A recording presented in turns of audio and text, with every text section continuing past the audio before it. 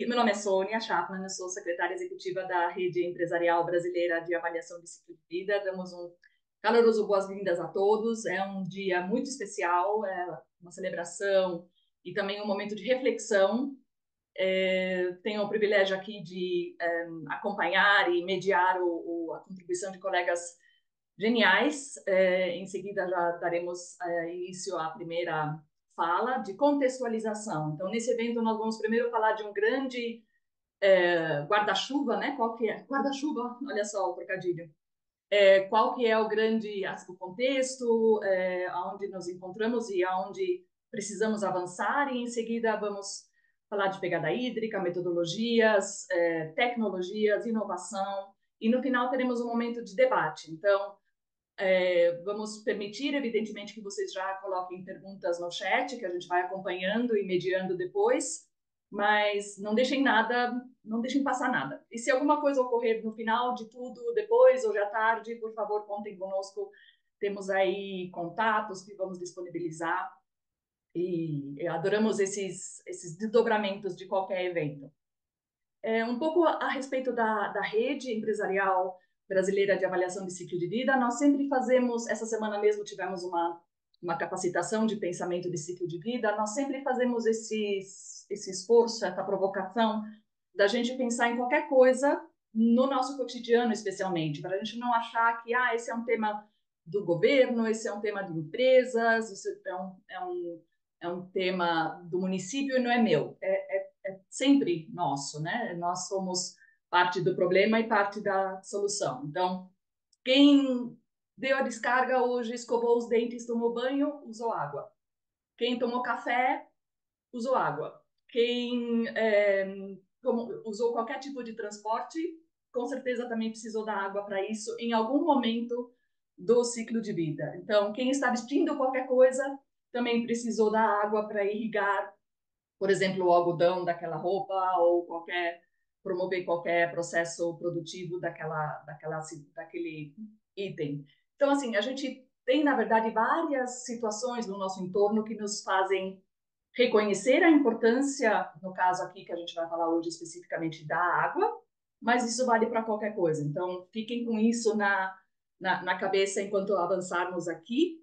E também porque vemos na rede empresarial brasileira vários ambientes que pedem esse olhar integrado, né? Estamos olhando carbono, mas não podemos descuidar da água, não podemos descuidar de resíduos.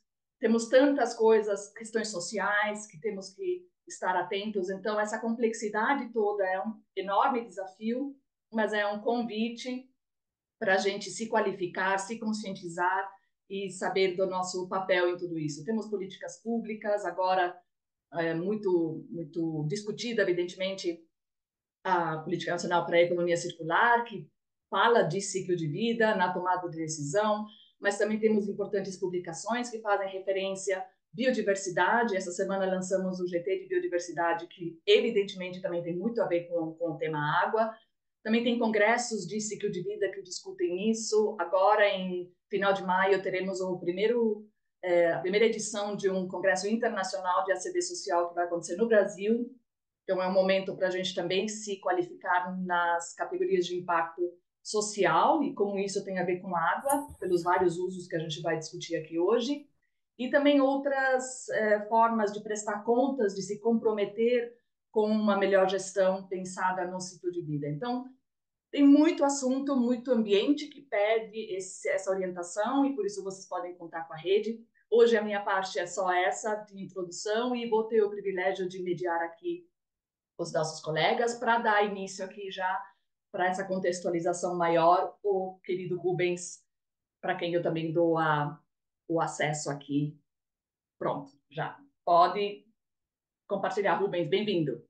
Obrigado, Sônia. Tá vendo, né? A minha Sim. apresentação. Ótimo, maravilha. Pessoal, bom dia, feliz dia da água para todo mundo, né? Esse é o nosso dia. O ser humano sem água ele não existe. Então ele é o dia também do ser humano, obviamente.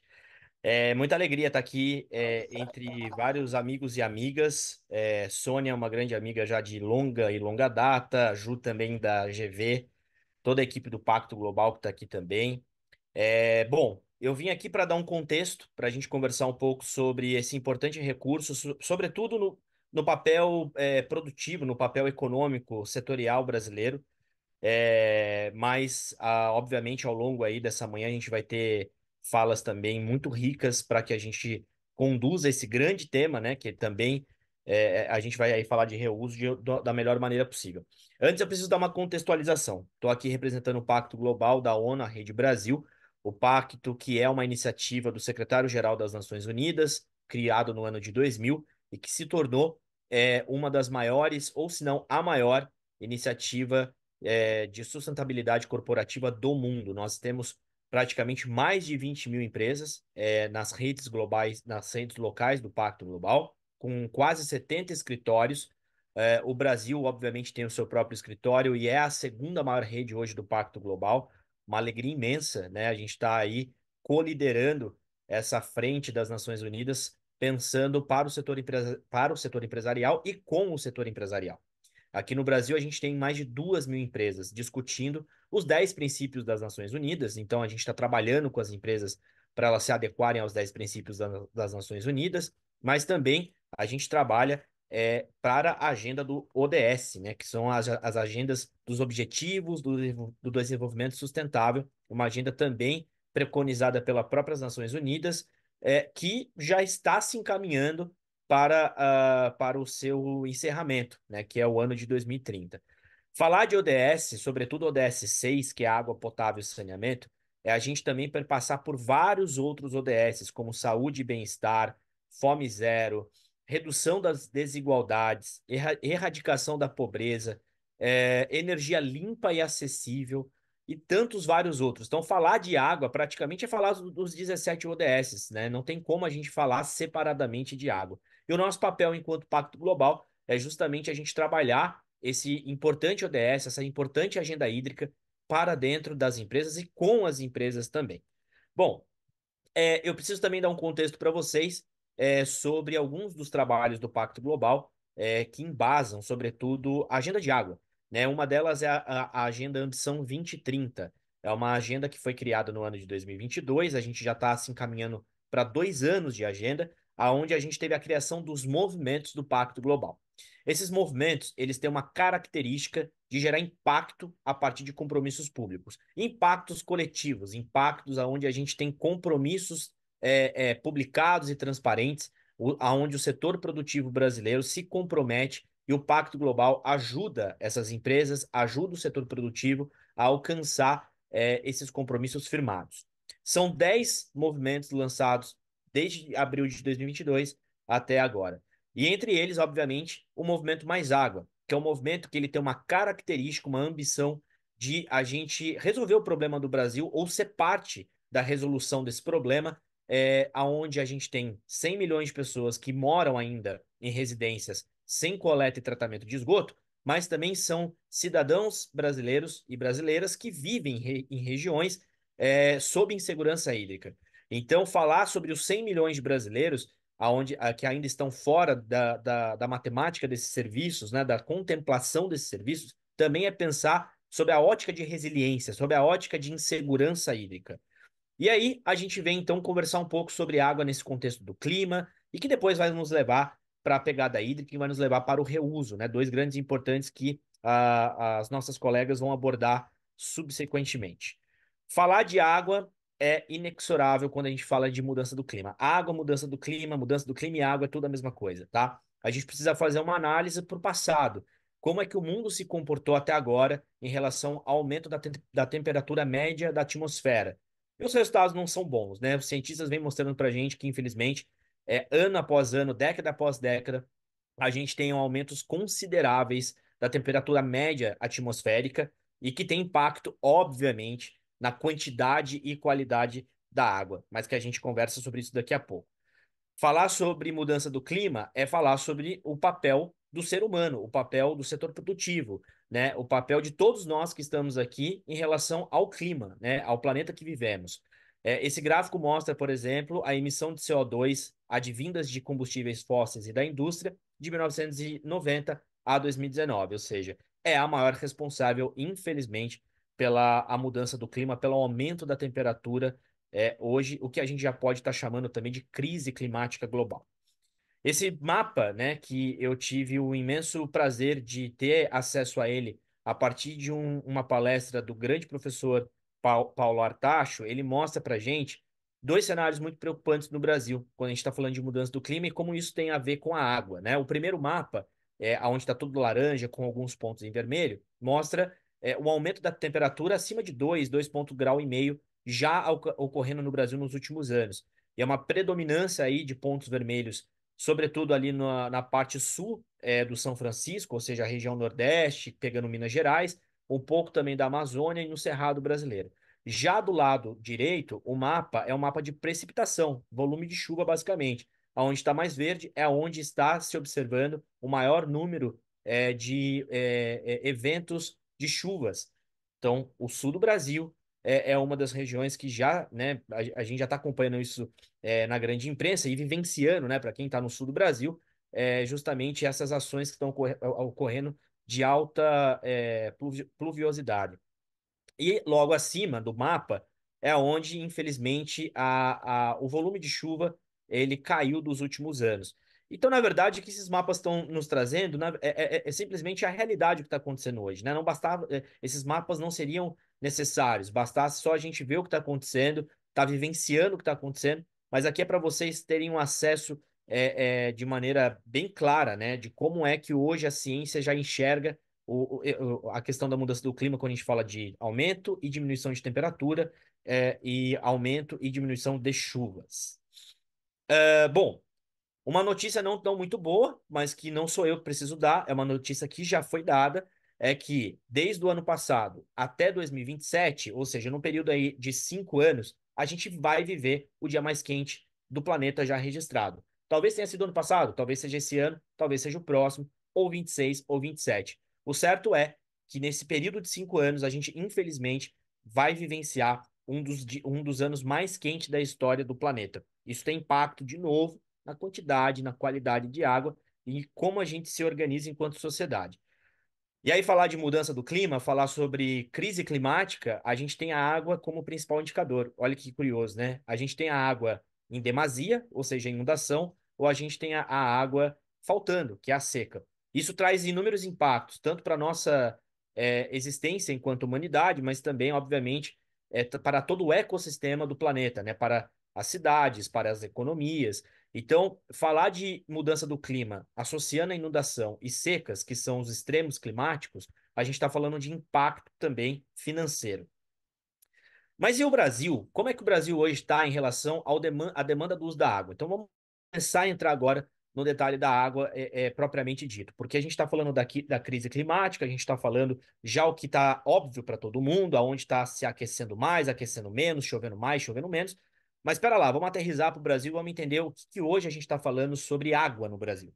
A gente tem, por exemplo, o setor da agricultura responsável pela produção de alimentos do país, né, e também por exportar esses alimentos, como o maior usuário da água hoje em todo o território nacional. Isso não é nenhuma novidade para quem está aqui nos acompanhando, também como não é novidade globalmente dizendo, né? A agricultura ela é hidrointensiva, ou seja, ela depende de água para sua existência. Óbvio que a gente pode discutir, né, se isso pode ser feito de uma maneira mais inteligente para a gente cada vez estressar menos a água da natureza.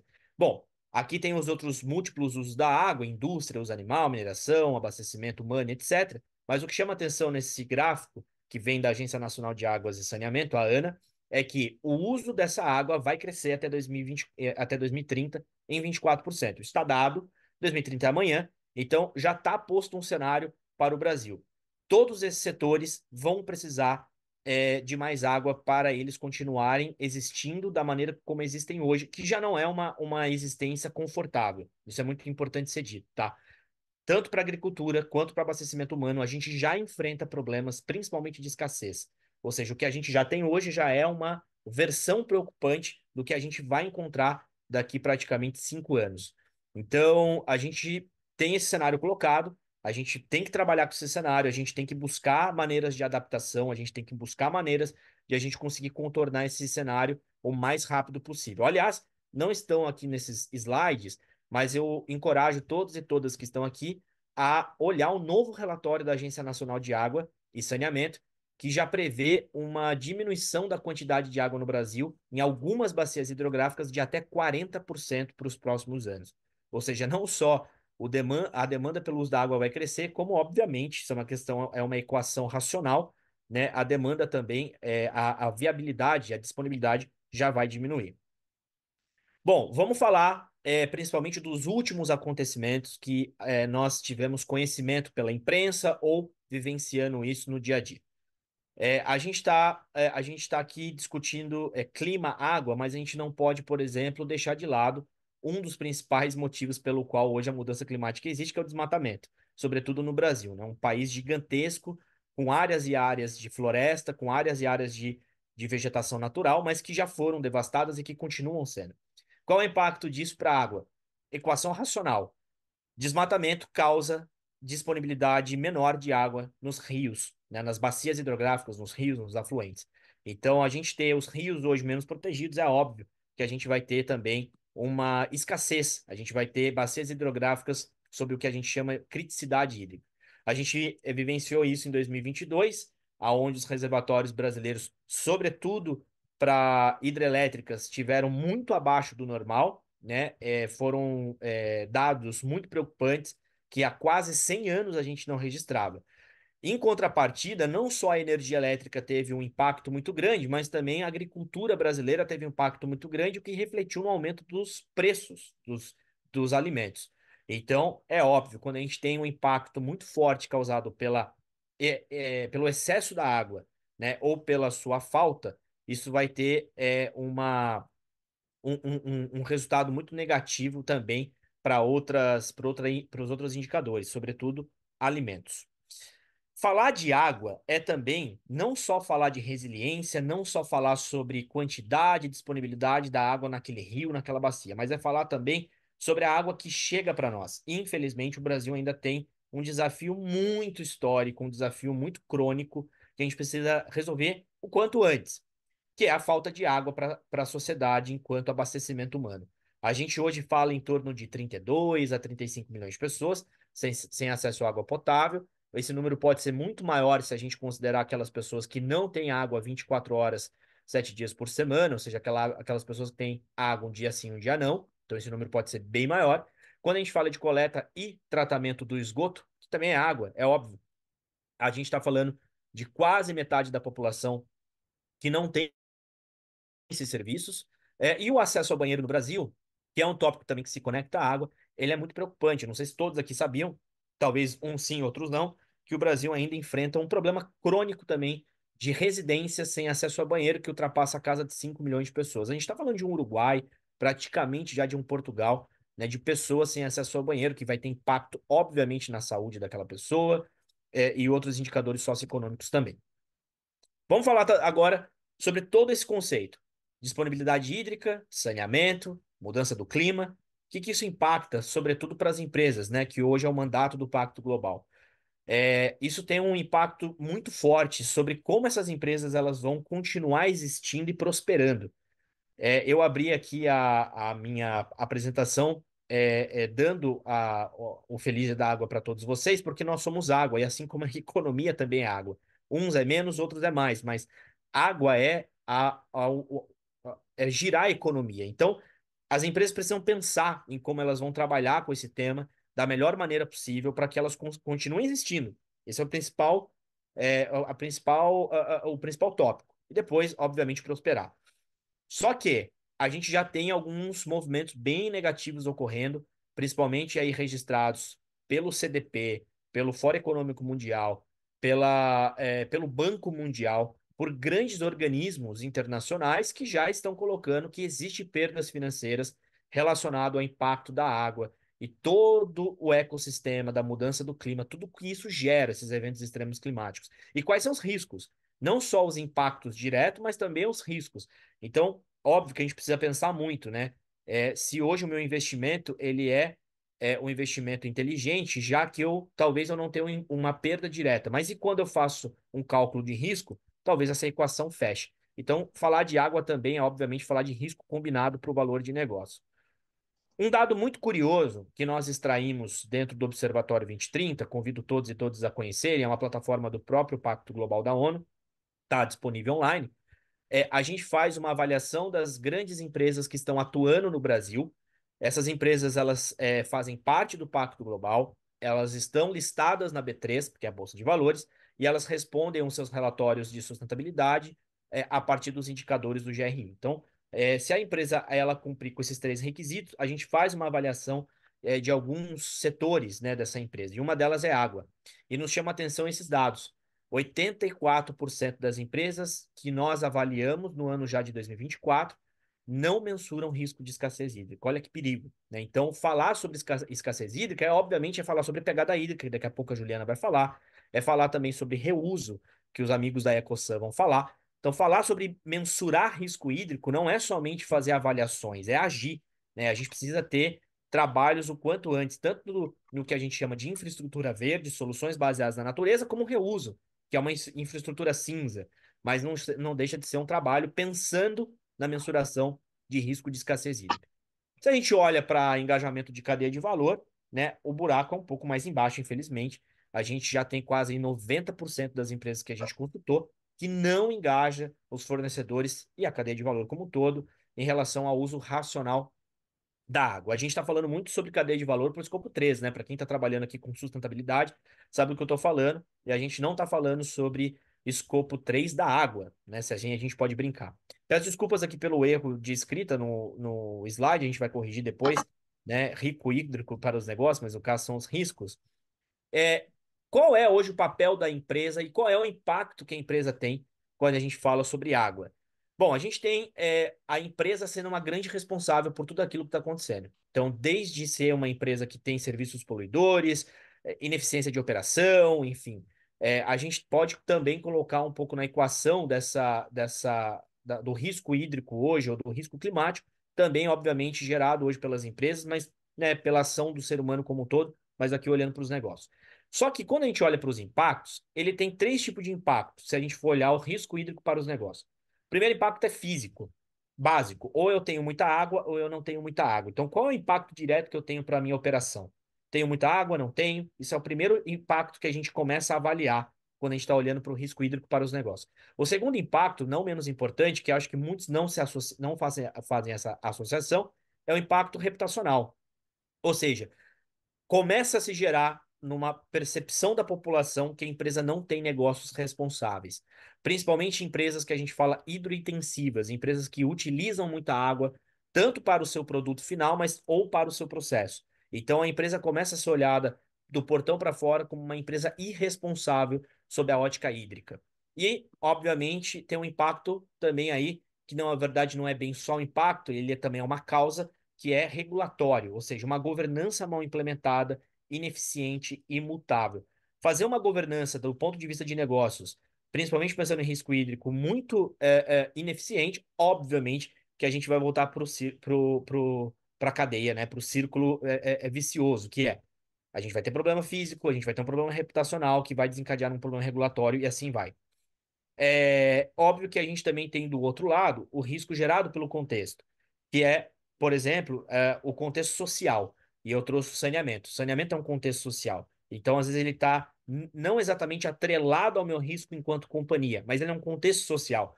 Os meus trabalhadores, as minhas trabalhadoras hoje moram em locais sem saneamento, estão sob risco de saúde o tempo todo. Então, isso é um risco gerado pelo contexto social que a empresa precisa, o quanto antes, absorver, trabalhar e trazer uma estratégia, mesmo que ela não seja uma empresa de saneamento. Isso é muito importante ser dito também. Então, dentro do que a gente fala sobre água para negócios, a gente tem o contexto do Water Stewardship. Não tem uma tradução muito boa para português, já tentei várias vezes, se alguém já conseguiu, aceito sugestões, mas na verdade o Water Stewardship nada mais é do que um conceito de uma governança muito bem aplicada para projetos hídricos ou mensurações hídricas dentro das empresas. Então, a gente está falando sobre uma prática sustentável de como gerenciar esses recursos hídricos eu enquanto empresa. E aí, para isso, existem vários projetos, várias modalidades, várias iniciativas que eu chamo de Water Stewardship, tá? É bom para mim e é bom para todo mundo. E como é que eu faço isso sendo uma empresa? Primeiro, olho para a minha operação. Eu sou uma empresa, eu tenho uma operação, eu preciso olhar para ela sob o ponto de vista de monitoramento. Eu preciso fazer um monitoramento, eu preciso buscar eficiência, reduzir poluição. Eu preciso ter uma estratégia de longo prazo. Para isso, eu tenho que olhar o contexto. Aonde a minha operação está baseada? Ela está baseada, como aquele mapa que eu mostrei, com alta vulnerabilidade climática, ou ela está baseada no local onde não tem vulnerabilidade climática? Spoiler: todo local brasileiro hoje, todo bioma brasileiro, toda bacia hidrográfica brasileira, isso não sou eu quem está dizendo, são cientistas, são considerados já vulneráveis à crise climática. Ou seja, não tem hoje uma bacia hidrográfica, não tem um rio, não tem nenhuma área do Brasil hoje que a gente olhe com maior segurança e fala, não, aqui eu estou bem, aqui não vai acontecer nada. Né? Então, a gente precisa olhar esse contexto, aonde nós estamos, quais são as necessidades que a gente precisa já trabalhar para a gente também fazer um trabalho de mitigação, mas de adaptação, que é muito importante. E para isso a gente tem um terceiro pilar, que é o engajamento. A gente precisa trabalhar com ações coletivas, promover políticas públicas robustas, enfim, engajar a comunidade. Eu, enquanto uma empresa, tenho inúmeras possibilidades de me engajar com o gerenciamento do que eu falo, o gerenciamento hídrico. Por exemplo, hoje, a gente, Pacto Global da ONU aqui do Brasil, estamos lançando a Coalizão Brasileira pela Resiliência Hídrica. É um projeto coletivo. Né? Se eu sou uma empresa, eu posso fazer parte desse projeto que o Pacto Global está lançando. Não só nós, tem várias outras iniciativas ocorrendo e que são muito similares.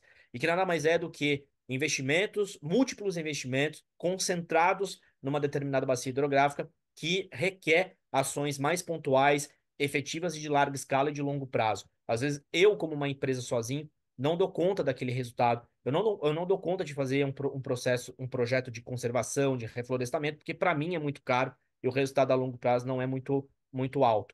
Então, entrar em projetos coletivos, ter essa mentalidade um pouco mais de coletivizar suas ações, pode ser muito benéfico para você e para os negócios também, quando a gente pensa em água, sobretudo. Por fim, não menos importante, a gente tem as estratégias, né? A gente precisa pensar nesse desenvolvimento de um plano hídrico para as empresas, definir as metas muito bem pensadas e calculadas de acordo com o contexto, de acordo com a minha operação, e integrar tudo isso a clima. Hoje, o que mais a gente tem é uma desconexão entre clima e água, como se fossem coisas completamente diferentes, e não são. Na verdade, a gente precisa cada vez mais deixar tudo muito bem ligado, né? Porque a mudança climática tem um impacto fundamental no meu gerenciamento hídrico. Se eu não resolver esse problema, ou se eu não estiver atento a esse problema e não fazer parte da solução do problema, eu posso ter certeza que eu, enquanto empresa, vou ter um impacto de 70% direto na minha operação, sobretudo de risco climático, 20% na cadeia de abastecimento e 10% dos clientes. Ou seja, não tem para onde fugir. Se a gente não investir em pesquisa, se a gente não investir em projetos que pensem sobre clima e água dentro das nossas operações e também do portão para fora, sobretudo das áreas que nós temos grande impacto, a gente vai ter impactos e resultados bem negativos que aqui já estão dados. Bom, cheguei ao fim. Aqui é só para contar para vocês que, enquanto Pacto Global da ONU, aqui no Brasil, a gente tem inúmeras iniciativas, capacitações, trabalhos de conhecimento, construção de soluções e ações coletivas, conexões e articulações com o governo, com a sociedade civil organizada, com outras agências da ONU. A gente também trabalha com engajamento da alta liderança, ou seja, não adianta também, né? A empresa está cheio de trabalhadores e trabalhadoras muito focados e afim de fazer, se a alta liderança não está muito convencida de que água e clima andam juntos, né? Então, aqui só para vocês entenderem, em breves palavras, né, o que hoje o Pacto Global está fazendo em relação ao tema, pensando para o setor produtivo. Bom, com isso, então, aqui eu me despeço, vou deixar os demais colegas. Eu, infelizmente, vou ter que sair para um outro compromisso, mas a gente combinou que já estou aberto a perguntas, e caso não tenha, eu passo para a Juliana Piccoli da FGV SES. Muito obrigado, pessoal. Não, Rubens, a gente não vai deixar você ir embora. Bom, eu já anotei várias perguntas aqui, mas em respeito aos demais, que com certeza tem muitas, e ao teu tempo, a gente vai dar aqui uma possibilidade das pessoas se, não sei, não tem o levantar a mão como tem no Teams, como é que é só abrir a câmera ou o microfone, enfim. Vamos aí dar. Quanto você tem, Rubens? A gente pode ficar até 10h40? Fechado. Tá bom. Não deixem a gente nesse cri-cri, gente. Esse momento aqui é.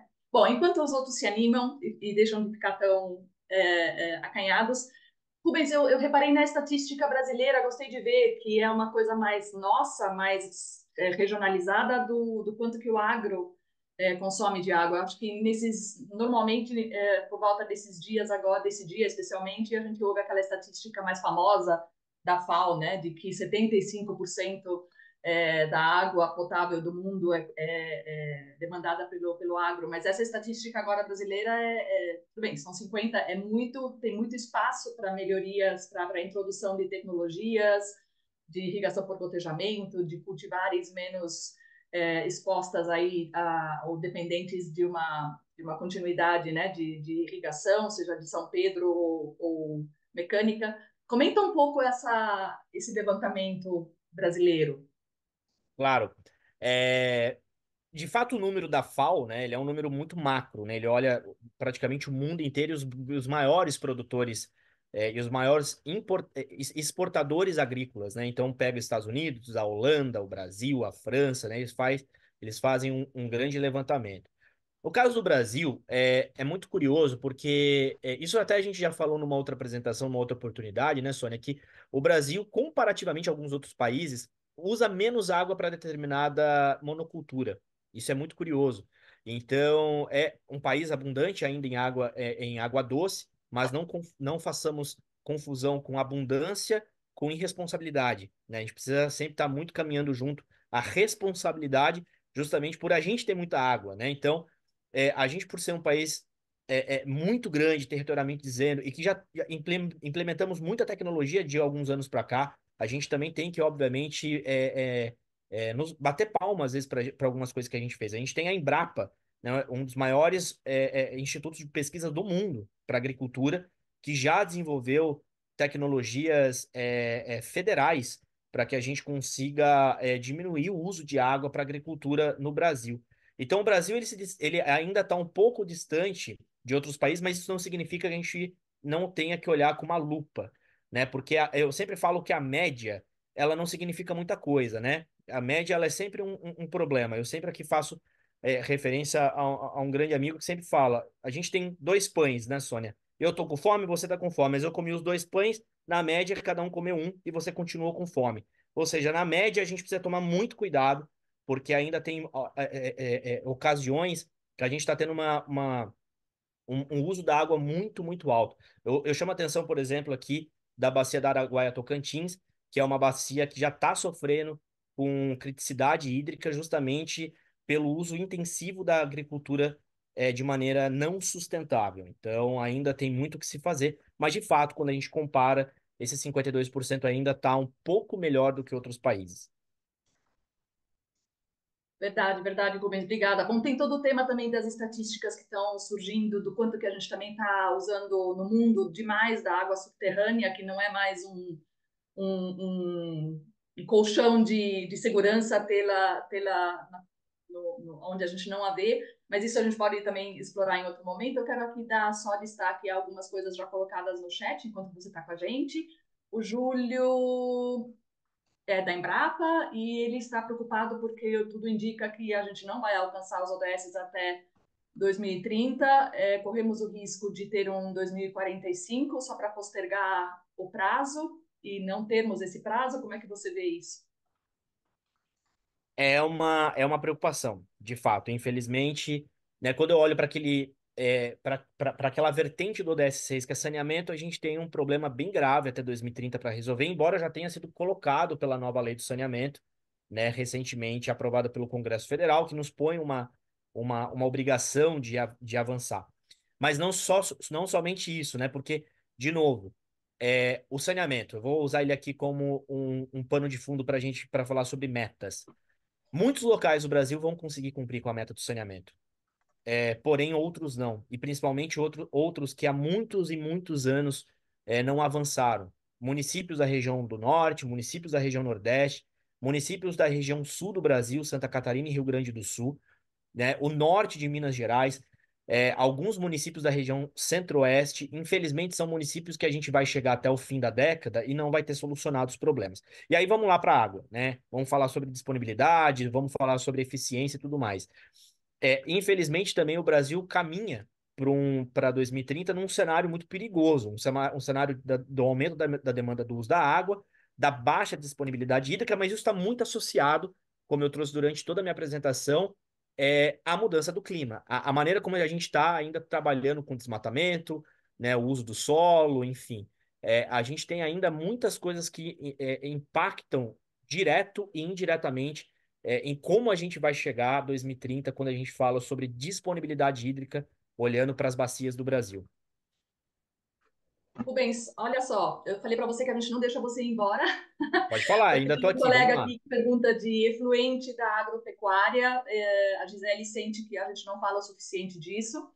E agora o José Maia Cruz também falou do grande tema que nos conectou aí há tanto tempo atrás, que é a questão de perda de água, né? O quanto que, de fato, as empresas de saneamento estão atentas à necessidade de investir, de fazer obras e tudo mais, para reverter isso, ou estão mais interessadas no rendimento, na receita no curto prazo. Mas só esses dois temas já Claro, dão claro. mais 3 horas da gente conversar.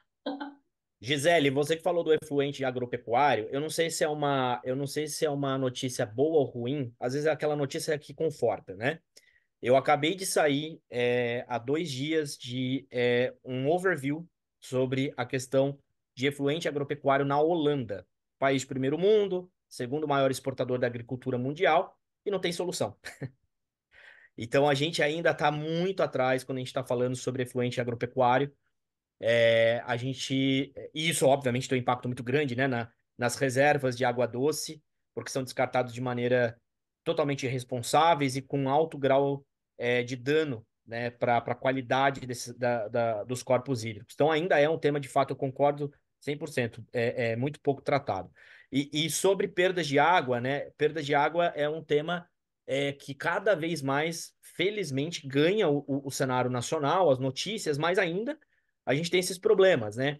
Por quê? Porque depende muito sobre como cada empresa operadora de saneamento, aqui estou entendendo que a gente está falando de operação de saneamento, né? As empresas que operam o serviço de água potável, como elas estão investindo e trabalhando para tal. Então, aqui é um trabalho de várias mãos, tanto do lado do poder concedente, que no caso são as prefeituras ou em regiões metropolitanas, que é um trabalho, um arranjo entre Estado e municípios, mas também com as empresas. Então, aqui a gente não consegue desassociar muito, né, sobre como o poder concedente ele deve e pode trabalhar, né, facilitando e desbloqueando acesso a investimentos, mas também as empresas de saneamento, né? Porque perder água, principalmente para empresas de saneamento, seja pública ou privada, que independe da natureza jurídica, é perder receita, tá? Independente da natureza jurídica, é perder receita. Mas mais do que isso, né, olhando um pouco mais para trás, é a gente jogar tudo que a gente produziu de maneira irresponsável, né? Tudo bem que vai voltar para a recarga depois, né, para os lençóis freáticos, mas ainda assim não tem nexo, não tem lógica, né? A gente tratou aquela água, a gente gastou energia elétrica, né? A gente teve um esforço muito grande de mão de obra para depois a gente chegar e perder essa água. Então eu vejo que o Brasil ainda está é um trabalho de formiguinha, é um trabalho. O Brasil é muito grande, né, gente? A gente tem que sempre olhar os diversos Brasis, né? É muito, muito grande. Não dá para a gente falar de perda de água em alguns municípios, por exemplo, do estado de São Paulo, do Paraná, de Minas Gerais, e a gente querer também que os municípios que não têm esses serviços, nem têm esses serviços, também façam o dever de casa. Então ainda é muito conflitante, mas eu pelo menos tenho uma visão otimista. Eu acho que é um tema que já entrou no cenário nacional, o poder público já discute com um pouquinho mais de seriedade isso aqui, né? E as instituições financeiras também. Eu acho que já tem um movimento bem interessante. E o próprio cidadão, né? Eu vejo aqui no meu condomínio, estão fazendo um monte de obra de setorização, justamente para cercar, que é uma forma de cercar onde está acontecendo o vazamento, né? Então, a gente também, como cidadão, precisa estar mais tolerante a obras, a coisas que interferem no nosso dia a dia, respeitando o esforço de contornar essa perda. Perfeito, Sônia. Legal, Rubens. Ó, já, a gente já te estourou mais do que queríamos, menos do que queríamos, na verdade. Muito sucesso aí nos teus, que você deve ter na agenda aí hoje, muitas demandas pelo teu conhecimento. Muito obrigada por estar aqui com a gente. E as pessoas com certeza vão querer ter o contato teu. Eu não sei se você colocar no chat ainda A antes de Andresa depois sair. está com a gente aqui, que é do Pacto também, ela pode deixar. Mas muito Maravilha. obrigado, Sônia, obrigado, Ju, obrigado a todo mundo que está aqui com a gente, Thalita, que depois vai falar também com vocês, a Giovana da Ecosan. A gente fica à disposição no Pacto Global, a gente tem esses e outros dados para compartilhar, mas também junte-se a nós, junte essa causa, muito importante. Nós temos o movimento Mais Água, que eu mal falei, mas é esse movimento de engajamento corporativo, né? Então a gente precisa engajar mais o business mundial, mas sobretudo brasileiro, para que a gente trabalhe juntos, de mãos dadas e buscando sempre resultados de larga escala e resultados positivos, pensando na disponibilidade hídrica do país. Obrigado, gente. Maravilha. Obrigada, Rubens. Ju, bem-vinda, bem-vinda, por favor. Queremos escutar muito. Olá, tudo bem? Bom dia a todos. Obrigada, Sônia, Rubens, também. Acho que é muito legal estar aqui hoje, né, no Dia Mundial da Água, para falar um pouco sobre esse tema. Vou começar aqui, então, colocar minha apresentação e estou feliz que a casa está cheia aí hoje. Então, pessoal, bem-vindos, né? Eu sou a Juliana Piccoli, sou pesquisadora do Centro de Estudos em Sustentabilidade da FGV, trabalho com avaliação de ciclo de vida há uns anos já, né? Vou falar bem rapidamente, né, sobre o centro, o FGV-SES, né, como é conhecido, ele fica dentro da Escola de Administração de Empresas, da Fundação Getúlio Vargas, e lá a gente trabalha muito, né, desenvolvendo ferramentas, soluções que apoiem, né, a gestão tanto pública quanto empresarial. Lá no centro, a gente trabalha com o tema de água também há um tempo, e atualmente a gente está com um projeto super interessante, que eu vou falar um pouco aqui, se chama Elágua nos Une, que traz, né, a pegada hídrica como essa ferramenta para a gestão dos recursos hídricos, né, para uma gestão mais eficiente desses recursos. Como o Rubens falou muito bem, e como vocês puderam ver pela apresentação dele, né, a gente percebe que, primeiro que de uns tempos, de uns anos para cá, a gente vê, né, acho que porque todo mundo está sentindo na pele, né, os impactos que a escassez hídrica ou que a problemas na qualidade da água causam, né, tanto para as empresas como para a indústria, para o setor agrícola, do setor elétrico, né, que a gente percebe ali quando aumenta a nossa conta de luz. Enfim, a gente percebe, né, que esses impactos estão cada vez mais frequentes e mais intensos, né, e que isso, né, a tendência, como o Rubens falou, é se agravar ainda mais. Então, por um lado, a gente tem uma demanda maior pelo recurso, porque, né, pelo crescimento econômico e populacional, e por outro lado, a gente tem um aumento também desse risco, né, de escassez e aumento dessa nossa dependência da água. Então, essas ferramentas, como a que eu vou falar hoje aqui, que é a pegada hídrica, elas surgem como uma ferramenta para apoiar melhor essa gestão de riscos, né? Então, acho que o primeiro passo, como o Rubens falou lá, que ainda é pouco dado, né? Que ainda não acontece muito, assim, diferentemente do que ocorre para o clima, a gente precisa olhar para esses problemas e precisa começar a identificar quais são esses riscos, né? O que aconteceria se faltasse água na sua empresa, né? Se tivesse algum problema de escassez? Quais são as perdas que isso ocasiona lá na frente, inclusive financeiras, né? Acho que principalmente financeiras. E se não for dentro da sua empresa, mas um fornecedor de matéria-prima que é essencial ali para o seu processo ocorrer, se faltar água lá, né? O que isso impacta também. Então, acho que primeiro ter essa visão dos impactos financeiros, inclusive, que podem ocasionar, e depois entender também, né, como a gente pode melhorar e como a gente pode agir para reduzir esses impactos. E aí é aqui que entra também a pegada hídrica, né, como sendo uma ferramenta que tem esse olhar ao longo do ciclo de vida de um determinado produto, então muito ligada, né, super conectada com a avaliação de ciclo de vida, que é essa ferramenta que olha para diversos impactos ambientais, e quando a gente fala de água, a gente chama a avaliação de ciclo de vida de pegada hídrica. Então, ela é uma técnica que vai trazer os números, né? E vai identificar os pontos críticos, né? Aonde estão localizados os maiores impactos relacionados à quantidade e também à qualidade da água, né? Então, os impactos, quando a gente fala falaram aí de efluente agrícola, então tem eutrofização, acidificação, são impactos também que estão relacionados à qualidade do efluente que está sendo lançado ou do insumo que está sendo captado para ser utilizado dentro da empresa. Estou falando bastante de empresa aqui, porque essa iniciativa que a gente trabalha também tem esse foco mais empresarial. Então, é muito importante, né, que mais, né, que a gente faça aqui esses momentos para divulgar e para comunicar, né, para que mais pessoas conheçam a ferramenta e comecem a utilizar justamente para melhorar a gestão dos recursos hídricos, não olhando só para a empresa, para um processo específico, mas com esse olhar mais amplo, né, para toda a cadeia de valor. Quando a gente fala de pegada hídrica também, é muito comum as pessoas lembrarem ou que já ouviram falar sobre a pegada hídrica, que fala pegada hídrica azul, verde ou cinza, que a gente brinca aqui que é a pegada hídrica das cores. Esse é um método que foi o que lançou e o que cunhou esse termo de pegada hídrica, que é o do Water Footprint Network, mas ele não está completamente alinhado com as normas de avaliação de ciclo de vida. Depois, né, de um tempo, surgiu, então, já alinhado à norma de avaliação de ciclo de vida, o método da ISO 14046, que é o método que daqui para frente, né, eu vou contar para vocês um pouco mais.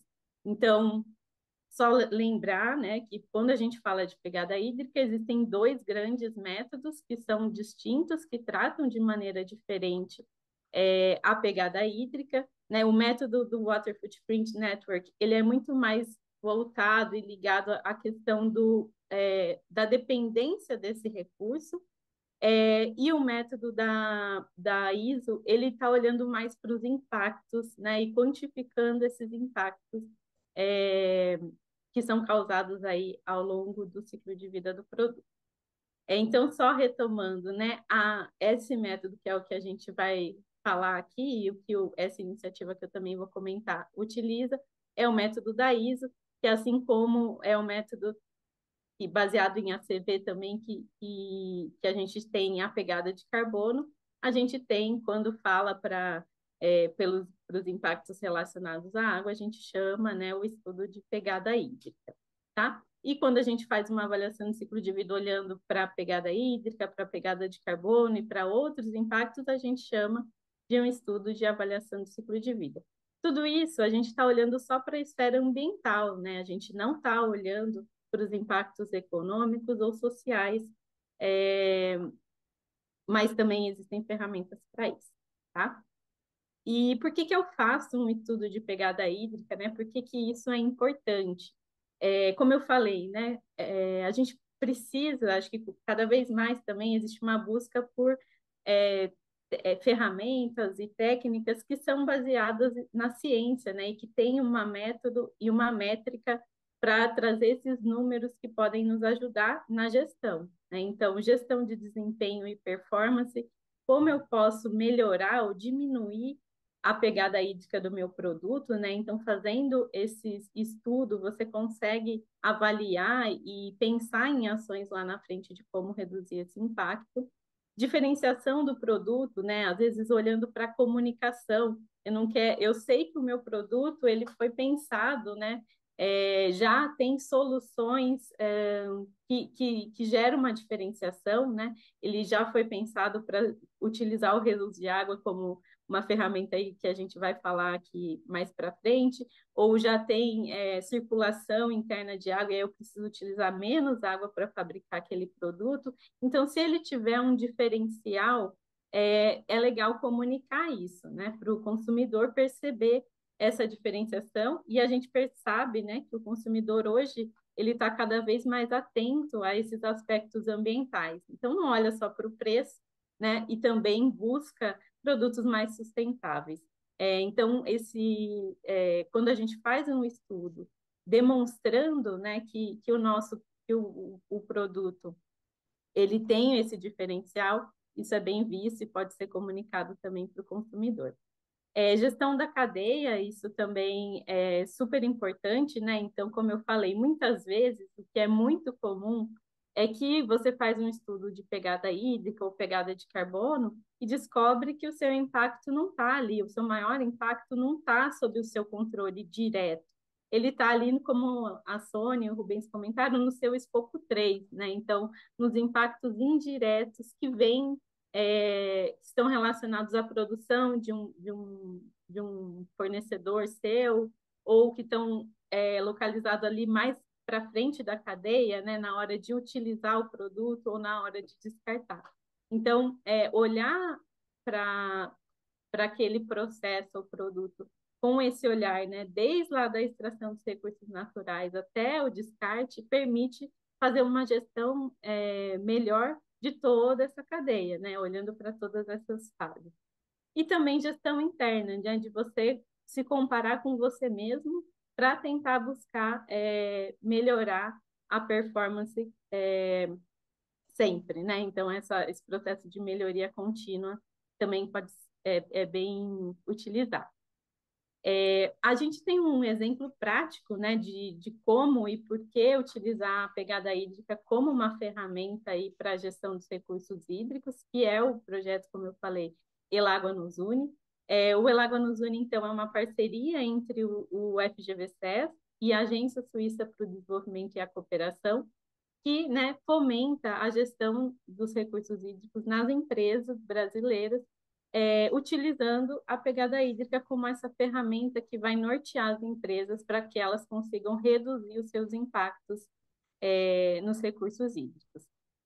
Então, o Elágua nos Une, ele surgiu lá em 2010, na Colômbia, na época chamava Suizágua, já utilizando a pegada hídrica, né, da ISO 14046 como principal condutor aí, né, do programa, e foi crescendo, né, incluindo outros países. Em 2016, o Brasil entrou para a iniciativa, em 2018, na verdade, a gente entrou um pouquinho depois, e agora, né, o Elágua nos Une está iniciando uma nova fase em 2022 e no Brasil em 2023, com um olhar até 2026 para continuar, né, somando, além da pegada hídrica, esse compromisso com a cadeia de valor, ações de valor compartilhado e muito mais, né? A ideia é que seja um programa mais duradouro e que cada vez mais vai ganhando experiência e robustez nas suas ações. Então, hoje, o Elágua nos Une está presente na Colômbia, no Peru, no México e no Brasil, com uma ação também indireta no Chile, né? No Brasil, a iniciativa, então, ela tem 3 pilares, né? O pilar central é a gestão corporativa da água, então, a ideia de que cada vez mais, né, novas empresas passem a utilizar a pegada hídrica para fazer a gestão interna e também da cadeia de valor. E tem também um componente que é justamente esse evento também está sendo organizado nesse componente, né, de ação e divulgação, atuação em rede e comunicação, justamente para sensibilizar cada vez mais atores sobre o tema.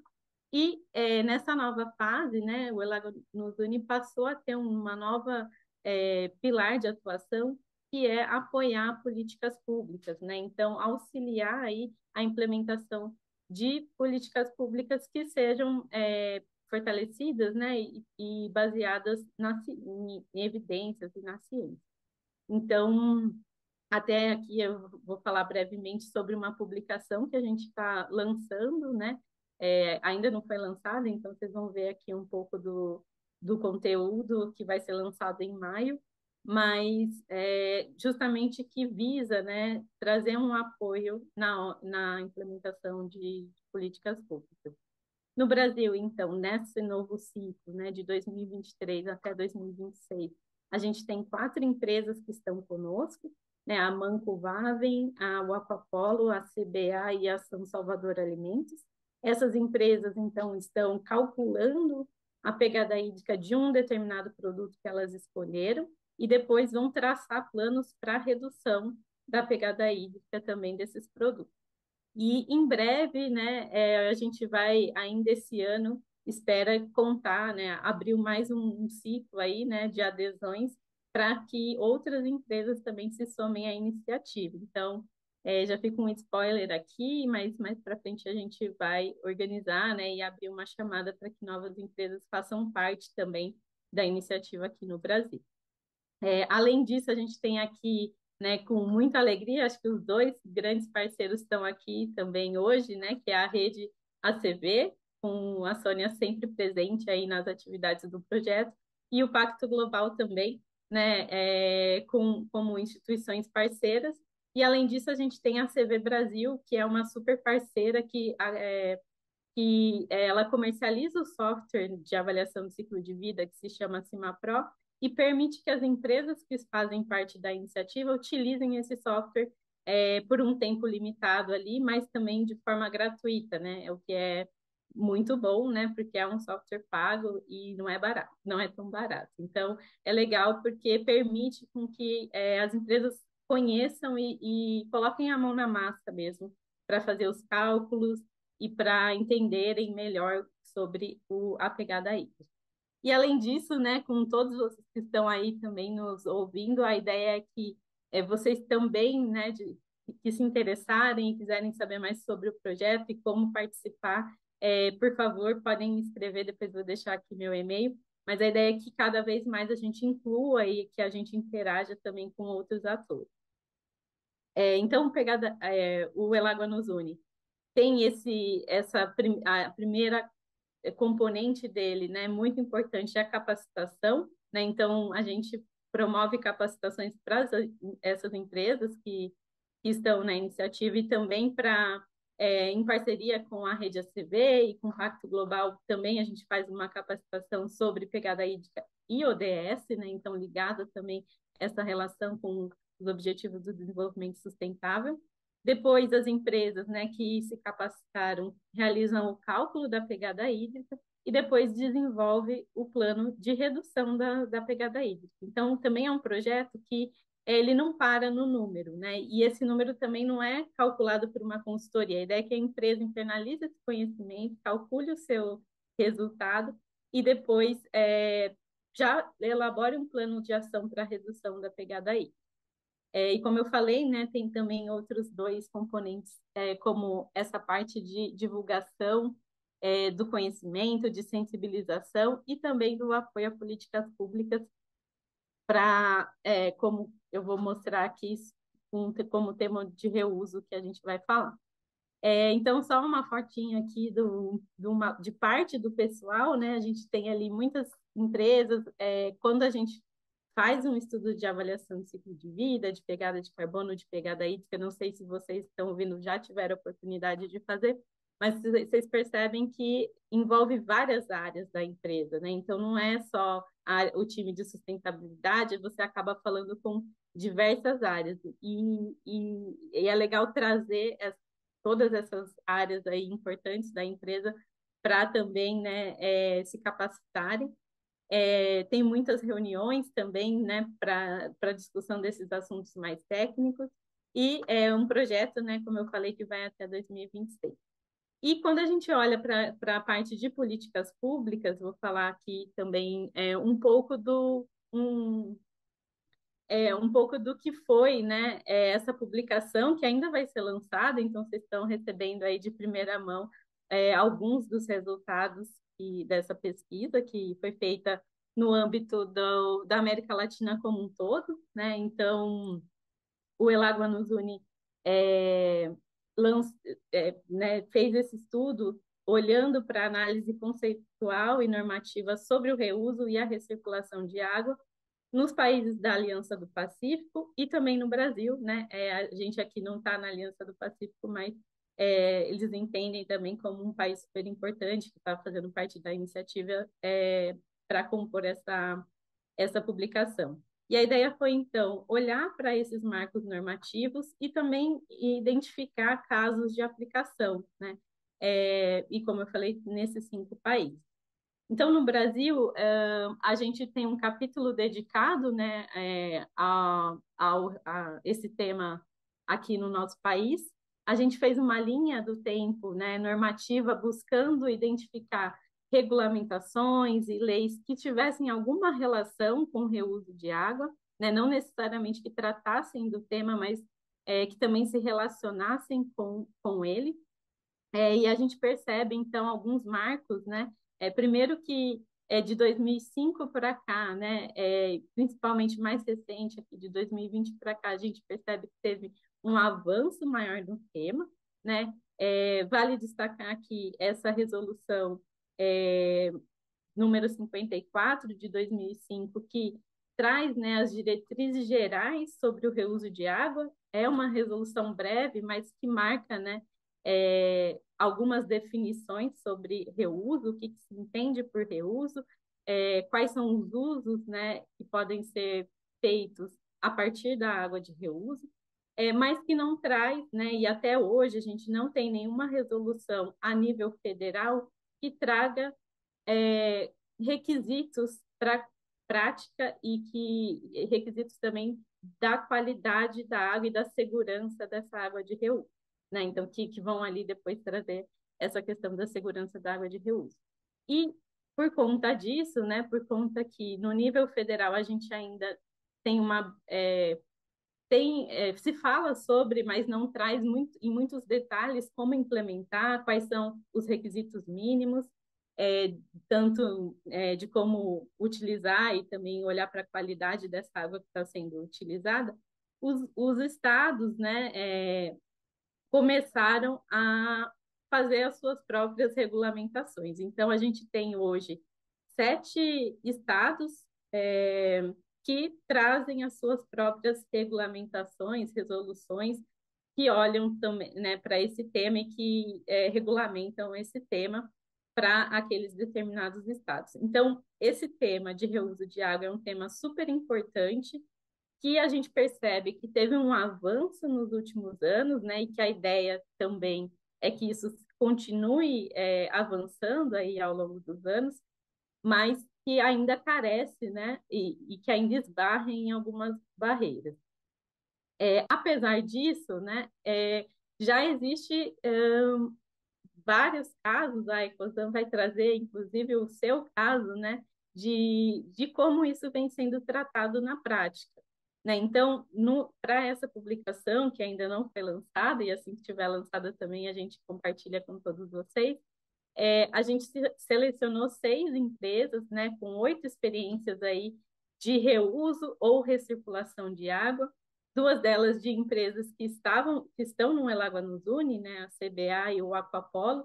O Aquapolo tem um caso super interessante, né, de que o reuso indireto da água, que é esse que não acontece ali dentro da empresa, né, mas que envolve ali o reciclador da água, o produtor dessa água de reuso, que isso acontece, né, já na prática, apesar dessa barreira que ainda se encontra. E aí, né, também na publicação a gente traz, né, e eu quero compartilhar aqui com vocês também, esses desafios de oportunidades de reuso para o Brasil. Então, a gente identificou, né, que essa questão de infraestrutura e investimento ainda patina, né? Então, não existe muito incentivo para a prática a nível federal, e, ao mesmo tempo, né, são tecnologias avançadas que requerem também investimentos. A questão das leis e regulamentações que não seguem um padrão, hoje, né, cada estado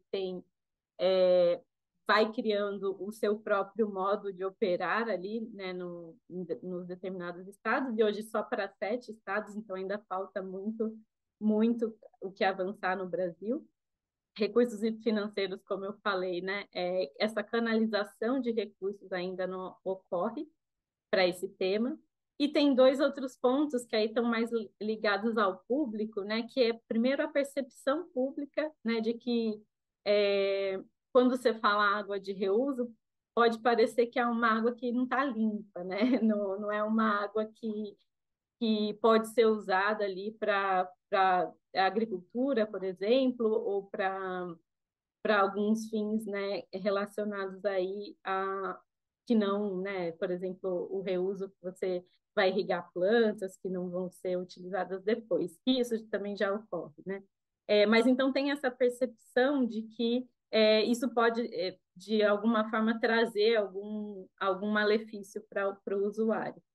E, e para isso, né, tudo isso requer muita formação e sensibilização, justamente para tirar essa percepção, esse preconceito aí que se tem sobre reuso de água, e também para mostrar, né, e acho que o caso que a gente vai ver hoje aí da Ecosan é um super exemplo, né, de como que isso precisa ser cada vez mais divulgado, disseminado, para a gente conseguir ver como que é na prática, né, como as empresas podem fazer isso. E aí, por fim, né, só queria falar que tem muitas oportunidades também. Acho que o Brasil tem um grande potencial para, né, para que a água de reuso seja cada vez mais utilizada nas empresas. E a gente sabe que tem uma necessidade muito grande, como a gente vê, né, com as mudanças climáticas, com tudo que o Rubens comentou, você ter mais segurança hídrica e maior disponibilidade hídrica, não dependendo aí da captação de um rio, né, utilizando essa água, ou recirculando, reutilizando a água de reuso, é super importante nesse contexto de escassez, né? Então, aumenta a disponibilidade hídrica, traz essa maior segurança hídrica para empresas, né? Então, no caso do Aquapolo, por exemplo, a Braskem utilizava, né, a água de reuso e não sofreu com a crise hídrica que teve no estado de São Paulo. Então, você vê, né, que traz mais segurança e aí também diminui o risco de escassez hídrica. Além disso, né, tem essa valorização do efluente sanitário, que antes seria só lançado ali ao rio, ele passa a ganhar um fim mais nobre, né, de ser tratado para um uso industrial, por exemplo, e também tem esse alinhamento aí com os princípios da sustentabilidade, da economia circular, né, então vem como uma das soluções, acho que tem tudo a ver, pegada hídrica e reuso, porque a pegada hídrica, ela traz ali o diagnóstico, né? Da onde está o problema e quais são os principais pontos mais críticos, e o reuso é uma das soluções, né, para esse problema. Então, estão super conectados esses dois temas. E falei muito, Sônia, eu agradeço, acho que eu queria passar aqui um pouco do projeto, da aplicação da avaliação de ciclo de vida e também dessa tecnologia que acho que precisa avançar muito ainda, né, sobre reuso, mas que tem muito potencial aí para o Brasil pela frente. Obrigada. Falou muito, mas falou muito pouco, Ju. Considerando todo o teu conhecimento, é só a pontinha do iceberg. Eu vi que você ia projetar o teu contato. Se você puder colocar no chat, para a gente já dar a palavra à Thalita. Eu acho que o gancho é interessante a gente, até por causa do tempo também, já emendar e deixar as perguntas para ambas no final, se a gente tiver um tempinho. Se a gente não tivesse tempinho, porque a gente combinou com vocês de tomar até 11h30 do seu tempo de hoje, a gente com certeza vai responder as perguntas aqui colocadas no chat. Ju, se você puder ler as que já várias foram feitas para você, de aquicultura, de indústria, quem demanda mais, enfim, dá uma lida nas perguntas que foram direcionadas para você. Se a gente tiver um tempinho, a gente responde, se não, com certeza por escrito. E agora a gente ouve uma prática, super prática e relevante pela Thalita. Ju, muito obrigada e fica conosco. Você não vai embora que nem o Rubens, não, né? Não, estarei aqui, Sônia. Tá bom, Obrigada. Pode falar, Thalita. Vamos lá, gente. Bom dia, muito obrigada a todos. Sejam bem-vindos a esse webinar. Primeiramente, eu quero agradecer a pronta disponibilidade dos envolvidos, que a gente provocou e essa iniciativa conjunta aconteceu, né? Nesse dia tão especial, que a gente comemora o Dia Mundial da Água, né? Eu sou a Thalita, responsável pelo Departamento Comercial e Inovação na Ecosan, né? Atuo há mais de 10 anos, né? Há mais de uma década aí na área de tratamento de águas e é uma verdadeira paixão ser parte de um time e uma empresa comprometida com a transformação e preservação desse recurso tão precioso e escasso hoje, né? Como já dito pelos meus colegas anteriormente. Então, aqui eu queria citar, né, que conforme o tema escolhido pela ONU para esse ano, é, eu vou até destacar um trechinho do texto da Bruna Soldera, do Instituto de Água Sustentável, que ao celebrarmos o Dia Mundial da Água em 2024, com o tema Água para a Paz, reconhecemos a necessidade de cooperação global para enfrentar os desafios relacionados à água e promover a paz duradoura. A gestão da água, a gestão sustentável da água não apenas garante a segurança hídrica, mas também contribui para o desenvolvimento sustentável e a equidade e a estabilidade global. Então, com essa visão em mente, né, pensando aí nesse recurso tão valioso, eu gostaria de começar a nossa conversa de hoje destacando o reuso como um mecanismo fundamental para a gestão sustentável da água. Mas antes, eu só vou pedir uma licencinha para apresentar quem somos nós, a Ecosan. Então, com a missão de transformar águas desde 83, nós desenvolvemos tecnologias e soluções completas para o tratamento das águas. São mais de 68 mil equipamentos implementados, beneficiando mais de 500 milhões de litros de água com as nossas tecnologias. Nós temos um portfólio bem diversificado, com mais de 68 tipos de equipamentos desenvolvidos pelo nosso dedicado time de engenharia. Nós estamos presentes em América Latina, Europa, África e estamos constantemente inovando em processos e produtos, sempre mantendo com os mais altos padrões de qualidade e confiabilidade. Agora, voltando aqui um pouquinho na questão do reuso, né? Segundo o Conselho Nacional de Recursos Hídricos, a água de reuso é aquela que atende os padrões exigidos para uma utilização nas modalidades pretendidas. E água residuária é definida como esgoto ou água descartada, efluente líquido, proveniente de diversas fontes, né? O reuso é classificado pela CETESB em 3 categorias, sendo que hoje nós vamos colocar foco no reuso direto planejado, no qual o efluente é tratado e direcionado à sua aplicação determinada.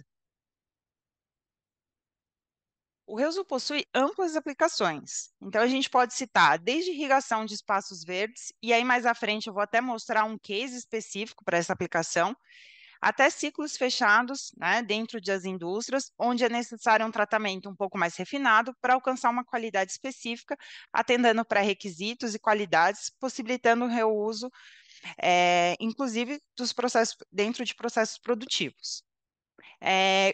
Eu até li, né? Eu sou um pouco ansiosa o chat e vi em relação a tecnologias. Então, é importante destacar que para alcançar as características é imperativo contar com uma ampla gama de tecnologias. E também pensar na combinação estratégica dentro de cada projeto. Então, a gente vai selecionar a tecnologia mais adequada para o objetivo almejado. Então, não existe uma única tecnologia que vai atender todos os tipos de reuso necessário ou desejado. A gente vai ter que sempre aqui olhar que tipo de efluente que a gente está gerando e que tipo de reuso que a gente está objetivando. E aí sim a gente vai dimensionar um processo para atender aquela demanda objetiva, né? Então, para alcançar essas características, a gente pode envolver desde rotas mais convencionais até rotas mais elaboradas, utilizando membranas, além de polimentos que a gente pode buscar desde polimentos através de cloração até processos envolvendo ozonização. Então, quando a gente pensa dessa forma, a gente permite uma abordagem mais personalidade e mais precisa, garantindo a eficiência e a qualidade e um resultado final muito superior. Agora eu vou colocar aqui em pauta também um pouquinho dos desafios e barreiras em relação ao reuso antes da gente entrar na questão do case, né? Apesar dos desafios e barreiras que enfrentamos no caminho para a adoção do reuso de água, é importante reconhecer que cada obstáculo apresenta uma oportunidade. O custo inicial elevado pode parecer uma barreira significativa. No entanto, ao trabalharmos de forma colaborativa e criativa, podemos encontrar soluções financeiras viáveis, como programas de incentivos governamentais, que ajudam a amortizar esses investimentos iniciais. A complexidade técnica, em alguns casos, também pode parecer intimidante, mas é precisamente essa complexidade que nos desafia a buscar inovações e aprimoramento constante. É, com uma equipe qualificada e parceiros especializados, a gente pode enfrentar esses desafios de uma forma muito tranquila, garantindo a eficácia dos sistemas, né, e trazendo uma água de qualidade. Vale lembrar que é fundamental também que as instalações dentro das indústrias, dentro das estruturas, sejam previstas pensando no foco de reutilização dessas águas. É verdade que pensar em reuso, especialmente em aplicações que demandam água potável, ainda é uma situação desafiadora, como a Gil comentou, né? A gente tem uma falta de legislação abrangente que regulamente adequadamente essa prática, então muitas vezes a gente fica numa situação complicada, né? O cliente ele precisa, ele quer, mas existem alguns riscos ainda envolvidos nesse sentido. Então, nesse contexto, a gente entende que torna-se evidente a necessidade de ações integradas entre os setores para que a gente possa viabilizar esse tipo de processo, promovendo a elaboração e implementação de regulamentações mais abrangentes e claras que garantam a qualidade e a segurança dessa água reutilizada. A gente também entende que o risco de contaminação é uma preocupação legítima, especialmente em setores sensíveis. No entanto, com tecnologias avançadas de tratamento e protocolos de segurança, nós conseguimos mitigar em muito esse risco e garantir a qualidade dessa água reutilizada. A mudança de mentalidade e cultura organizacional também pode ser desafiadora, mas também é uma oportunidade para promover uma cultura de sustentabilidade e responsabilidade ambiental em nossas empresas.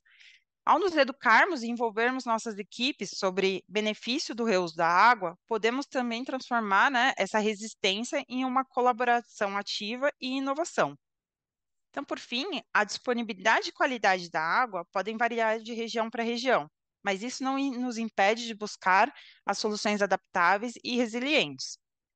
Com essas tecnologias de tratamento, inclusive as mais avançadas, e uma abordagem integrada à gestão da água, podemos superar esses desafios e garantir um fornecimento sustentável de água dentro das operações.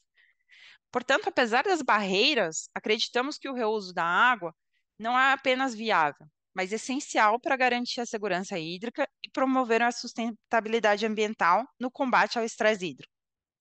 Também é crucial destacar que, em contrapartida ao exposto, há uma série de oportunidades associadas ao reuso de água. Embora algumas legislações, como dito, não são específicas, né, e nem para incentivo de projetos, a gente consegue, né, englobar investimentos e trazer algumas leis apoiando esse tipo de projeto. Então, a gente tem a Lei do Bem, a Lei da Inovação, que a gente pode estudar em como aplicar dentro de processos de reuso dentro da sua estrutura. As iniciativas de reuso, além de preservarem o meio ambiente e reduzirem a pegada hídrica, se a gente investir na nossa operação, elas podem ainda impulsionar uma melhoria na reputação da marca e ainda afirmar a responsabilidade social e corporativa, que pode ser destacada por meio de certificações e reconhecimentos públicos, né? Essa abordagem transcende e garante a segurança no abastecimento hídrico para as operações. Ela assegura que haja água disponível em quantidade suficiente para o pleno atendimento das atividades operacionais. E agora eu vou trazer em si, né, os cases práticos e aí que a gente já se envolveu ao longo da nossa trajetória. Eu procurei fazer uma coisa um pouco mais diversificada, trazer setores diferentes para que a gente veja que é possível e é possível em diversos setores, né?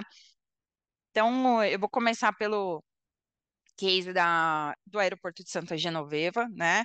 É o primeiro aeroporto do Brasil a ter um sistema de reuso dentro do próprio aeroporto. Então, já no momento da construção, da concepção do projeto, foi adotada uma solução sustentável de reuso de água com foco na preservação ambiental. Então, ó, essa estação ela tem como propósito o tratamento de águas cinzas, né, que constituem nas águas residuais originadas de atividades provenientes de bebedouro, pia, torneira.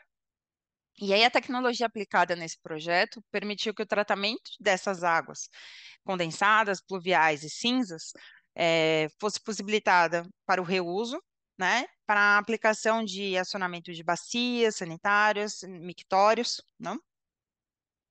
O aeroporto relatou, inclusive publicamente, que já no primeiro bimestre de operação, a ETAR proporcionou a disponibilidade de 1.384 metros cúbicos de água tratada para reutilização, correspondente a 39% de todo o volume hídrico utilizado nas instalações do terminal.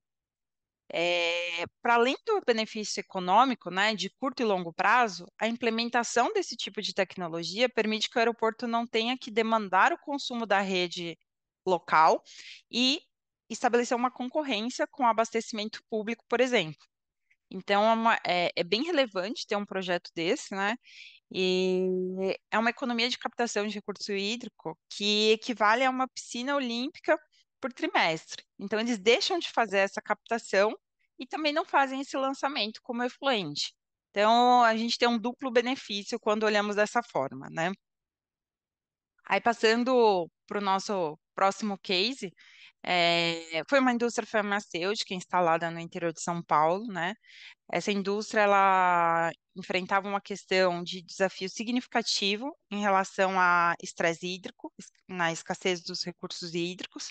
E diante desse cenário, a nossa empresa foi contatada para desenvolver uma solução que reduzisse o consumo de água na operação, garantindo ao mesmo tempo a segurança hídrica e a continuidade da sua produção.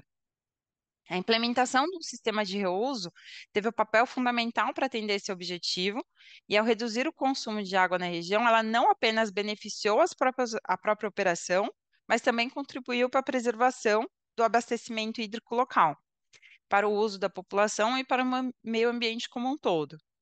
Nesse caso, o processo consiste em, após o efluente ser tratado por uma estação de tratamento de efluente, o mesmo passa por um processo de polimento, garantindo a sua qualidade e segurança. Essa água tratada é então utilizada em forma inteligente na retrolavagem dos próprios filtros, além de fazer a alimentação das torres de resfriamento dessa farmacêutica. Essa prática exemplifica o compromisso com a eficiência operacional e a sustentabilidade ambiental. Aí a gente vem para um terceiro case, que seria um case na parte do tratamento de efluente sanitário a nível municipal. Então, como mencionado também pela Ju, esse caso ele busca a valoração do efluente sanitário. Então, não simplesmente tratar o efluente e lançar ele no corpo hídrico, mas sim fazer a reutilização dele como irrigação para os campos de golfe pertencente a esse condomínio. Então, o Paiva ele foi o primeiro condomínio, o primeiro bairro, né, planejado lá em Recife, né? E ele está estrategicamente localizado entre o complexo de Suape, está dentro de uma exuberante área de Mata Atlântica, de uma praia muito bem preservada. Então, esse projeto ele agrega muito, né, do ponto de vista ambiental. A estação de tratamento ela tem uma capacidade de 229 litros por segundo e a gente tem essa oportunidade de trazer essa água de reuso dentro desse contexto. Então, é um orgulho muito grande de participar desse projeto pioneiro, que não apenas atende às necessidades do tratamento, né, mas proporciona práticas sustentáveis e responsáveis na utilização da água. E, por fim, nós temos aqui um quarto case, que é para uma indústria sucroalcooleira, né? Essa empresa, ela procurou a Ecosan buscando uma alternativa, pois para todos os caminhões que adentravam a sua usina, né, precisaria ser feito o processo de lavagem. E aí essa água era em tese perdida.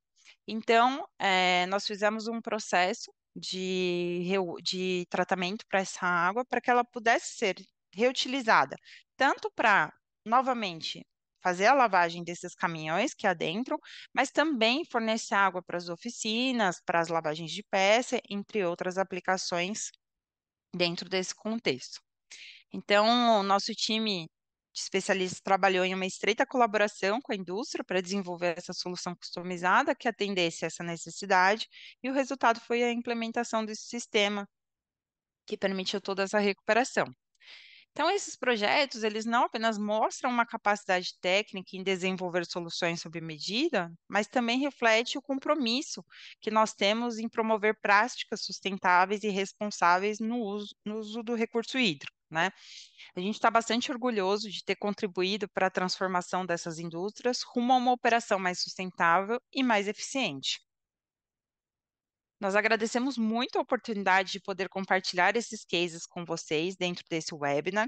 Esperamos que ele sirva de inspiração para outras empresas que buscam adotar práticas mais sustentáveis em suas operações, que reforce a nossa posição como desenvolvedores de tecnologia e soluções alinhadas ao ESG e ao tratamento das águas. E aí eu coloco aqui, ao final da minha apresentação, né, uma provocação. O que te impede de implementar o reuso no teu setor? Então, nós desafiamos todos a dar o próximo passo em direção à sustentabilidade e eficiência hídrica. Muito obrigada a todos. Eu deixo aqui ao final os meus contatos e nós estamos à disposição para consultas, perguntas, enfim. Legal, Thalita. Gostei que você finalizou com uma provocação para a gente ficar com essa pulga atrás da orelha, né? Que é o que mais a gente quer fazer hoje, gente. São 1h30 para falar de um tema tão rico, caro, imprescindível, numa data tão especial. Então, com certeza, a gente não tinha a expectativa de esgotá-lo, muito pelo contrário, a gente quer deixar com vocês com vontade de compartilharem as suas angústias, compartilharem cases, compartilharem contatos, por isso que estamos aqui todos à disposição. Eu vi que a Ju já foi respondendo aqui no chat durante a fala da Thalita. Alcançamos o horário aqui que nos comprometemos com vocês. A princípio, estamos todos aqui ainda à disposição, talvez mais alguns minutinhos, mas quem tiver que sair, agradecer demais já pela participação. Aqui ao Rubens, que já saiu, a Ju, a Thalita, todas as equipes que estiveram por trás para fazer esse momento acontecer. Então, também ao pessoal aqui, a Andresa, a Giovana, todo mundo que fez aqui a parte técnica, backstage aqui de materiais também. Agradecer demais a todos vocês. E aos que participaram e doaram aí, investiram seu tempo conosco, espero que tenham gostado. Como a gente disse, né, é mais uma oportunidade para vocês saberem dessas várias metodologias, desses vários desafios, dessas várias possíveis soluções, né, ou no mínimo indicações de como vocês mesmos podem avançar nas suas organizações, na sua vida pessoal nesse tema. Ju, não sei, Ju, Thalita, se a gente ainda fica 2, 3 minutinhos ou se a gente realmente tem que, assim, cartesianamente fechar, até por causa do link do Zoom. Oi, Sônia. Não, bom, se o pessoal ainda quiser continuar, a gente pode continuar, mas estou vendo também bastante gente saindo, então acho que só umas palavras finais aqui para agradecer mesmo. Acho que foi um dia muito rico, né? Uma manhã aí com bastante troca, né? Esse tema é um tema que a gente pode continuar falando aqui por muito tempo, né? Por muitas horas, mas a gente fica feliz também de ver esse engajamento e de ver também que esses assuntos estão avançando, né? Aí ao longo dos anos a gente percebe como o tema tem avançado também por conta da urgência, né? Climática, acho que é uma questão de adaptação a gente começar a falar sobre isso, mas fico muito feliz, agradeço também, Sônia. Obrigada. Eu queria aproveitar e também agradecer vocês maravilhosos, ao Rubens. E eu acho que a gente tem que fazer aquela provocação que a gente conversou anteriormente. Quando a gente fala também sobre a questão de custo correlacionado a reuso de água, a gente também tem que pensar não só no custo de implantação, mas no custo de não ter essa água. Então, eu ter a minha operação parada por não ter a disponibilidade hídrica, às vezes ele é muito mais caro do que a implementação de um projeto. Então, antes era muito comparado quanto custa para captar água e tratar versus quanto custa um projeto de reuso de água. Mas hoje já está muito claro para muitas empresas, e tem que ficar claro ainda mais, né, cada vez mais para todo mundo, que não é só esse custo, a gente tem que ponderar o custo de não ter água. né? E principalmente grandes indústrias que elas concorrem diretamente com o abastecimento público, a prioridade é o abastecimento público. Então, se alguém tiver que deixar de ter a água, vai ser a indústria. Então, a gente tem que pensar, sim, em modelos e projetos que tirem a indústria dessa condição. Com relação à legislação, até acho que vale a pena a Ju pincelar um pouquinho, né? Ainda realmente, como ela mencionou na apresentação dela, é uma situação, é um problema. Então, quando a gente fala em reuso, pensando em água potável, ainda é um grande paradigma, mas a gente já tem projetos que foram aprovados por conta da indústria estar instalada numa área de extrema escassez hídrica e não tem como fugir. Então, por isso que eu mencionei durante a minha apresentação que a gente tem que envolver os outros setores, né? É uma ação conjunta, muitas vezes entre a empresa de tecnologia, o cliente final e o governo. Então, a gente tem que associar todo mundo e provocar essa situação, porque por mais que a gente não tenha a legislação, é uma demanda, né? E passa também por planejamento urbano, né? Por, de repente, abrir mão de receita que o município poderia receber por ter recebido a instalação de alguma mega indústria demandante de água, para não estressar mais ainda. São as escolhas, né? Então, passa por Sim. a gente refletir sobre as nossas próprias também. E quando a Obrigada. gente vai construir um empreendimento, pensar, poxa, eu já tenho que pensar a infraestrutura do meu empreendimento com uma rede separada de água potável e outra rede de água de reuso para determinadas aplicações. Porque hoje, muitos projetos também acabam esbarrando porque eu tenho que mudar toda a infraestrutura para poder levar para o sanitário uma água de reuso, por exemplo. Então, acaba ficando, às vezes, inviável. Então, a gente já tem que pensar os novos projetos já focando na modalidade do reuso. E eu vou parar de falar, Sônia, porque eu falo Que é muito. é o pensar ciclo de vida. Maravilha, Thalita, obrigada, obrigada. Temos vários colegas aqui ainda, mas acho que a gente pode encerrar, mas não encerrar, porque a gente gosta dos desdobramentos, então, por favor, entre em contato. A Ju acabou de colocar também o e-mail dela. Então, acompanhem próximos capítulos, a gente com certeza vai fazer capacitações em pegada hídrica, tem uma agora em maio para os associados da rede ACD e também para os signatários do Pacto Global, mas a gente já está pensando numa segunda data no segundo semestre, né, Ju? Então, fiquem atentos. Se vocês quiserem estar nos mailings aí dessas 3 organizações, por favor, também. Vamos ter aqui um grande prazer de recebê-los. Obrigada. Sigam celebrando esse dia e refletindo sobre o que podemos fazer com esse importante recurso.